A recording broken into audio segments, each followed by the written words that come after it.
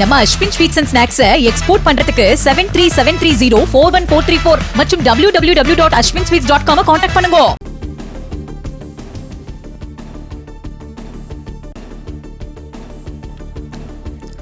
பிற்பகல் 3 மணி நிலவரப்படி தமிழ்நாட்டில் 70% வாக்குப்பதிவாகியுள்ளது. கூடுதல் விவரங்களை வழங்குகிறார் செய்தியாளர் ராஜகுமார். ராஜகுமார் வணக்கம். மாவட்டம் வாரியாக வாக்குப்பதிவாகியுள்ளது இல்லையா? அது பற்றியான விவரங்களை நீங்க சொல்லலாம். 3 மணி நிலவரத்தின் அடிப்படையிலே கடந்த 2021 சட்டப்பேரவை தேர்தலை ஒப்பிட்டு பார்த்தோம் என்றால் மொத்தமாக 2021 பிற்பகல் 3 மணிக்கு 3,35,00,000 வரை வாக்குகள் பதிவாகி இருந்தன. தற்பொழுது ஏறக்குறைய ஒரு 4 கோடி வாக்குகள் பதிவாகி இருக்கின்றது. இதன் மூலமாக ஏறக்குறைய ஒரு 65 லட்சம் வாக்குகள் கூடுதலாக பதிவாகி இருக்கின்றது என்பதை பார்க்க முடிகின்றது. இந்த எண்ணிக்கை இரவு 7 மணி வரை கூட வாக்குப்பதிவு நீளக்கூடும். அதாவது 6 மணிக்கு உள்ளாக அந்த வாக்குச்சாவடி நிலையத்திற்குள்ளே சென்று டோக்கன் பெற்றிருக்கக்கூடிய வாக்காளர்கள் அனைவரும் வாக்குப்பதிவு செய்வதற்கு அனுமதிக்கப்படுவார்கள். எனவே ஏறக்குறைய ஒரு 7 மணி அளவு வரை கூட ஒரு சில சட்டப்பேரவை தொகுதிகளில் எல்லாம் வாக்குப்பதிவு நடைபெறும். எனவே கடந்த முறை பதிவான மொத்த வாக்குகள் என்பது ஏறக்குறைய ஒரு 4,59,00,000. இந்த முறை இதுவரை, அதாவது இன்னும் வாக்குப்பதிவு நிறைவடைவதற்கு 3 மணி நேரம் இருந்த பொழுதே ஒரு 4 கோடியை நெருங்கிவிட்டது என்பதன் காரணமாக அடுத்த அந்த ஒரு 3 மணி நேரம், அதிலும் குறிப்பாக அதிகப்படியான வாக்குப்பதிவு இருக்கக்கூடிய நேரம் மாலை நேரம்.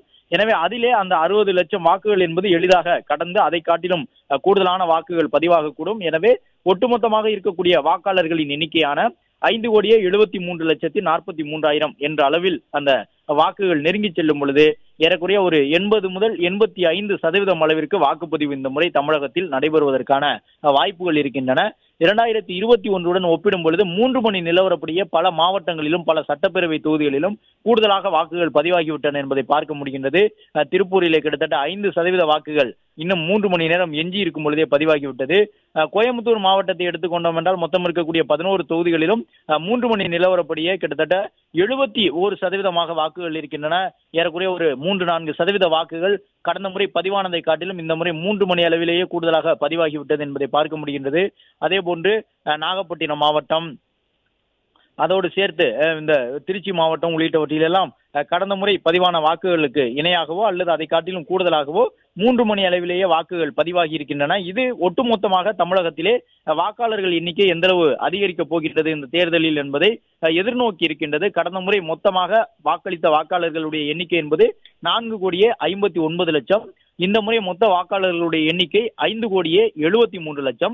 இந்த 5,73,00,000 வாக்காளர்களிலே ஏறக்குறைய 4 கோடி பேர், அதாவது வாக்குப்பதிவு நிறைவடைவதற்கு 3 மணி நேரத்திற்கு முன்பாகவே 4 கோடி பேர் வாக்களித்து விட்டார்கள். அடுத்த 3 மணி நேரத்திற்கு 1,73,00,000 பேர் வாக்களிக்க வேண்டும். அதில் கிட்டத்தட்ட ஒரு சரிக்கு சமமாக பார்த்தோம் என்றாலும் ஒரு 1 கோடி பேர் வரை கூட வாக்களிப்பதற்கான ஒரு சூழல் இருக்கின்றது.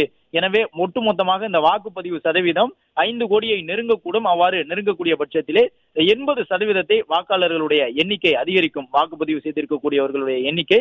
எனவே அது தொடர்பாக பல்வேறு யூகங்கள் வந்து கொண்டிருக்கின்றன. ஆளும் கட்சிகள், எதிர்கட்சி வரிசையில் இருக்கக்கூடியவர்கள் எல்லாம் ஒரு சில கருத்துக்களை சொல்லுகின்றார்கள். எனவே இந்த தேர்தலை பொறுத்தவரை 2 முக்கிய கூட்டணிகள் மட்டுமல்லாமல் தமிழக வெற்றிக் கழகமும் இந்த தேர்தலில் ஒரு முக்கியமான பங்களிப்பை ஆற்றியிருந்தது. தமிழக வெற்றிக் கழகத்திற்கு வாக்களிக்கப் போவதாக நிறைய இளம் வாக்காளர்கள் தொடர்ந்து சமூக வலைதளங்களிலே பரப்புரை செய்து வந்தார்கள்.